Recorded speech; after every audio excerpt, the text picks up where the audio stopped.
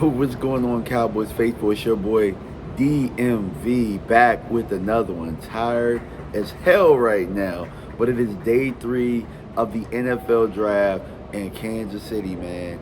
And the crew, we still ain't had no barbecue, but today we're gonna do that. We're gonna have a mukbang with barbecue.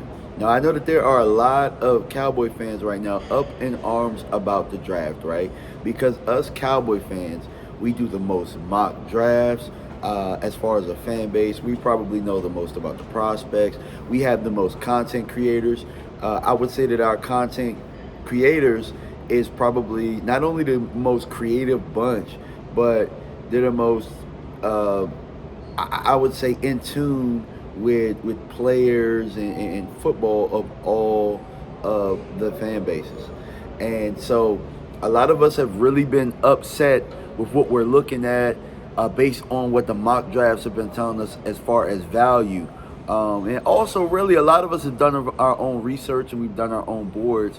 So we feel like the Cowboys have been reaching.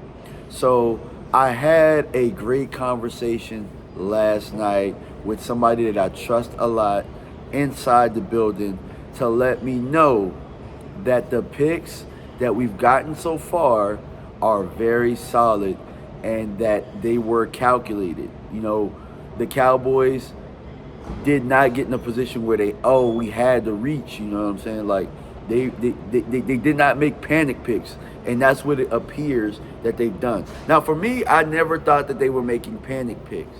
I just thought that they were being patient and they were getting wiped out and they were going with the next guy on their board because Dallas does not stray away from their board. They don't panic. Dallas, they do a very thorough job when they're looking at these draft picks. So what I can assure you is that I don't work for the building, bro. I talk about the building all damn day. I'll talk about the Cowboys organization when I don't agree with things. But they have a plan in place. And Mazi Smith, from what I hear, was the guy from day one. Now, all of the other things were smoke screens. Mazi Smith was their guy. The building is elated to have him. And, Dallas got a real one. I still think that there's some things he needs to work on. But here's the thing. You're drafting these guys because you know how you're going to coach them. And he just fit perfect with what they want to do. So that's that chapter, and we're going to dive into it a little bit more, I'm sure, in the future a little bit more. If you haven't seen what I think about Mazi's pros and cons and stuff, go check that video out. Schoonmaker out of Michigan. Now, that was the one that was the head scratcher to most. So, from what I understand, Lunda Wells is very, very high on Schoonmaker. And I'm going to tell you why. Shoemaker, however you say his last name, and I'm pretty sure I'm going to get it right, he offers the blocking that the Dallas Cowboys really wanted out of a tight end. So while we thought people were giving Jane Slater the wrong information, they gave her the right information. They just didn't tell her who they felt the highest on. And as far as blocking tight ends, and this is from inside the building, he was the number 1 rated blocking tight end in this draft. So what it really lets me know is that the plan is what Mike McCarthy did say. He said that the Cowboys are looking to run the football. They're looking to run the football. And this pick is that. Now, what does that mean for Jake Ferguson and Peyton Hendershot? It means that they got a guy that's going to keep them clean, right? And that's word from the person that I trust. I don't want to put the name out there like that because I obviously, I look out for people, but that's the word, you know what I'm saying? To possibly keep those guys clean so that they could be in the receiving game, and you got a tight end to be able to do the dirty work. Now, what I will tell you is, now for me, I've been saying this, and this fits with what I've been saying. It might have been a little bit too rich for my blood as far as the second round goes, but I was saying Dallas was in the market for a tight end 3. And that's what it looks like they got. And, eventually he might even be better than the two that we have. But right now we got a tight end 3 that's going to step in. And it looks like Dallas is going to continue to do a lot of, the 12 personnel and stuff like that. I've also got word, too, that Dallas might be comfortable with the receiver room because Jalen Tolbert is on a new level. He's on a new level. He's on a new level. Yeah, apparently Jalen Tolbert, with the changes and the tweaks and things that they're going to do, Jalen Tolbert is going to be a man. You know what I'm saying? And if you look at Jalen Tolbert compared to the receivers that are in this draft, Jalen Tolbert would have been one of the top receivers. Probably would have been a second rounder. So we have a young guy to play receiver. We just have to allow the process to play out. And I believe that that's why they haven't gone so aggressive with the receiver. Overshown, the linebacker. Man, Swiss Army knife.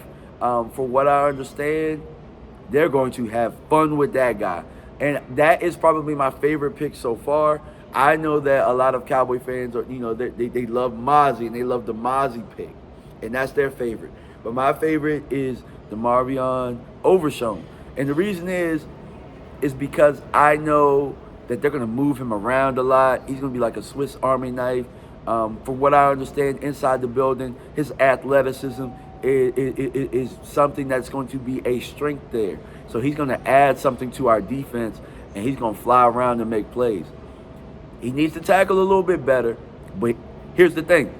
You're never going to get a perfect prospect to step in day one and never receive any type of coaching and not need to receive coaching. You know what I'm saying? So all three of these guys are going to need that. But from what I understand, as far as Shoemaker goes, he's going to need less coaching in the blocking game because at Michigan, though some of the blocking schemes that they did at Michigan is what Dallas wants to be able to implement. He's going to be able to step in and hit the ground running. So all three of our picks so far have been calculated. Now, I'm not going to say that people didn't have higher rated, graded people and they didn't go. That's been my beef so far. That's been my only beef, is that I think they need to be more aggressive with the offensive line. They have a lot more faith in Tyron Smith than I do, than Tyron Smith has shown. Over the last, he has not played a full season since 2015, and it appears that they're shoving all their chips in there. So, I mean, there are interior linemen that you can still get. You can still get Chandler Zavala, even though I think that there's some medical issues there. You can get Antonio Mafi out of UCLA. They're still on the board as far as offensive lineman goes, but guess what? 31 other teams know that as well. So if you feel like they're about to go, Dallas needs to go up there, jump the board, and get their guy. And lastly, I'm looking forward to seeing how things move and shake. Dallas normally does day 3 really well. And also the undrafted free agents, they do well as well. So look forward to day 3. But I got a great sleep, had a great conversation last night with my Cowboys insider. And, things are looking good right now. Things are looking good. Dallas did get better. Now, I will say the Giants are having a hell of a draft. Philadelphia is replenishing their roster from what they lost. And Washington's having a hell of a draft. So, but I have faith in Mike McCarthy. I have faith in Will McClay. I have faith in Dan Quinn. I have faith. I got a little faith in Stephen Jones. I ain't going to sit here and hold you. But I think so far with what we've done, we've added pieces that we needed. Now we need to go ahead and fill the biggest hole, which is the guard or the offensive line. But all right, y'all, I'm out. We're going to go have breakfast. Peace.